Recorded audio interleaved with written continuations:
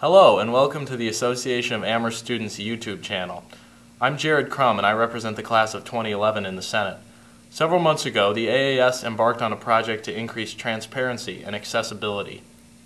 The Senate feels that openness makes for good government. Since many students don't know what the AAS does, it was decided that the business of the Senate should be conveyed in an easy and accessible way. To that end, I'll spend the next few minutes bringing you an update of Monday, March 2nd's Senate meeting.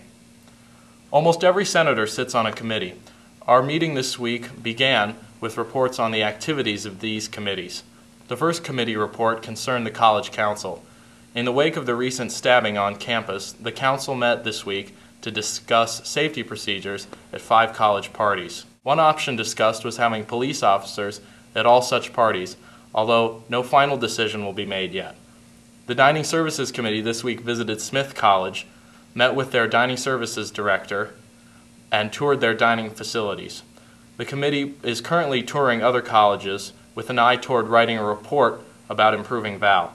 The committee also met with Charlie Thompson, director of Amherst College Dining Services, who agreed that before Val cuts are made from now on, the Dining Services Committee will be consulted and student input will be solicited by the committee.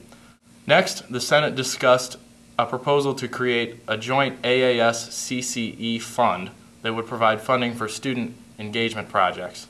This fund would be unique since it would disperse funds on a more short-term discretionary basis, somewhat similar to the AAS discretionary fund. Discussions surrounding this fund are still ongoing.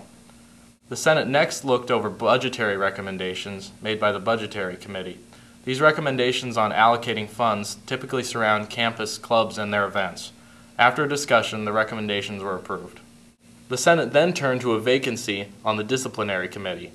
This college committee includes several senators. It decides disciplinary measures for students when the punishment may exceed a one-semester leave. The committee deals with anything from academic dishonesty to theft. The Senate was charged with filling a vacancy from among the senators, and sophomore Samia Hesney was elected. We then turned to the potential AAS gift to the college. As you may have heard, the AAS is considering a $100,000 donation to the college. $70,000 may be set aside for financial aid, and $30,000 may be donated for other programs that are important to the student body, such as typo, community tea, or programs that may have been canceled or postponed due to the financial crisis. The $30,000 would be put in a newly created Student Programming Maintenance Fund. This fund's creation would be subject to referendum by the student body.